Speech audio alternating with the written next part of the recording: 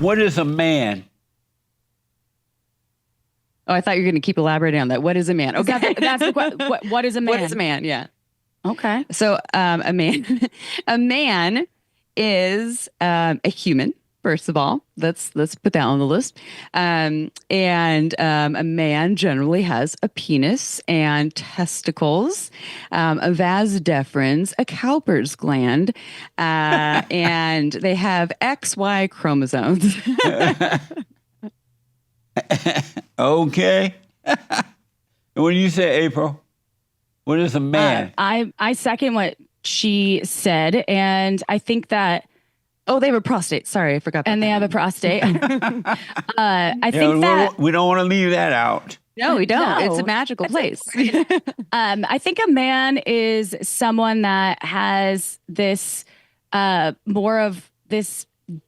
I don't know. Like a masculine persona, right? That has a penis. All the things Amy said. I won't repeat everything because everyone heard Cowper's gland. Yes, prostate. and typically for me, a man, yes, has a penis, and they have, there's this masculine element that comes from a man in my head. And do you guys prefer beta males or alpha males?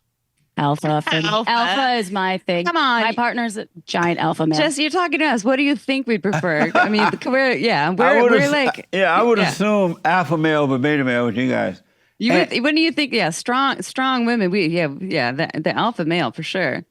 What is a beta male? Yeah, they can't keep up. We're going to be like, and they're like, I don't even know what to do. The beta male, what do we think of the beta male? What is a beta male? It's a good question. I think that maybe they would take a back seat or not show up in like a dominant way. They'd be a little bit more submissive when it comes to being a leader in a room, right?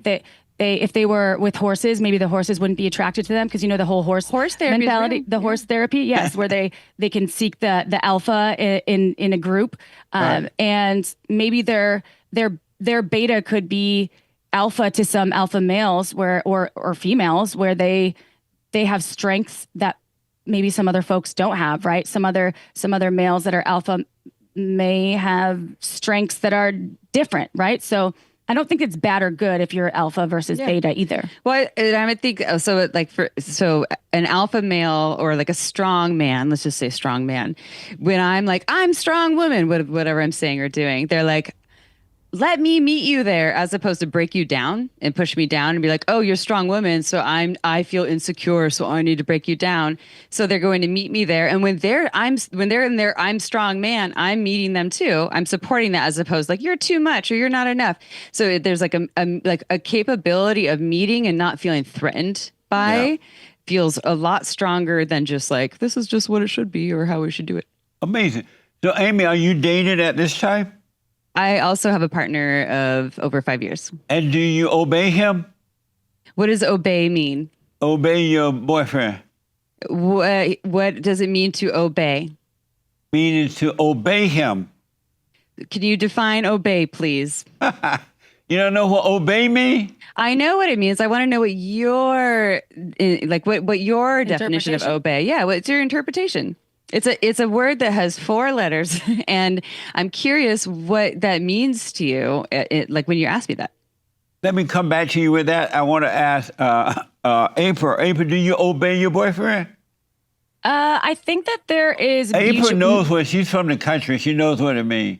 There's mutual obedience, okay, when it comes to our relationship, because if he says something, he'll advise. And so I'll be like, I'm taking your advice, but I don't think of it as obedience. Like I feel like I have obedience training with my dog. So he knows how to sit. If my partner was like, sit down and don't talk, I'd be like, whoa, what's that about? Why, what's going on? Is this advice? That I'm adhering to? And for what? Are you looking out for my well-being on some level? So in terms of obeying, if he says, hey, that pan is hot, I'm going to obey that and not touch it. Right. But you know how women like to go on and on and on, right? And nag and nag. And the boyfriend or the husband would say, hey, sit down and shut up. Would you obey that? So if he said it in a way that was, hey, I've had a long day, could we talk later? I'd absolutely obey him, and for expressing his boundaries in a way that I could hear him. If he said sit down and shut up, I'd feel disrespected, and I feel like that would not be a man thing to do. Like disrespect me, like let's do it in a way that can cultivate more love in the conversation. Do it with love. And if he's mad at me because I said something that triggered him, and he's like, please stop talking because I'm upset. Like you said something that really made me upset. I'd be like, absolutely, let's take a pause and let's come back. And I think that's the form of expression and how you meet your partner in a relationship is really important. And there can be things that he says that he wouldn't know that were they were hurtful to me in the way he said that.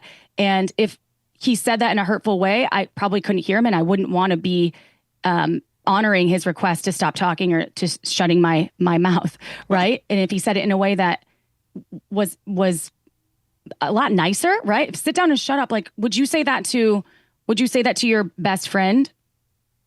I understand. How about Right. you, Amy? If you nag, you know how women love to nag and try to control and blah blah blah, right? And you were just going off, and your boyfriend said, "Amy, sit down and shut up." Would you obey him? I'm same as April. Same thing. Another thing that we do at Shameless Sex is we teach people about loving communication. So when he says sit down and shut up, in his mind or his body, he's feeling this is really irritating. She's irritating me. She's driving me crazy. Whatever. Yeah.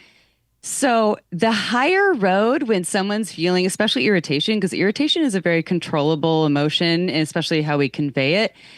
He could, like April said, take a breath and say very lovingly, like April said, I'm having a hard day, or I'm really stressed, or I don't have room for this right now. I don't have a lot of capacity. And so maybe later I realize you want to talk right now, but I don't have any spaciousness for this or whatever. But yeah, if you said sit down and shut up, no, I would not obey that. Really? Wouldn't obey any human that said that to me ever. Really? And nor would I ever say that to any human, because you're taking away their autonomy and their humanness, and that's not fair. That's amazing.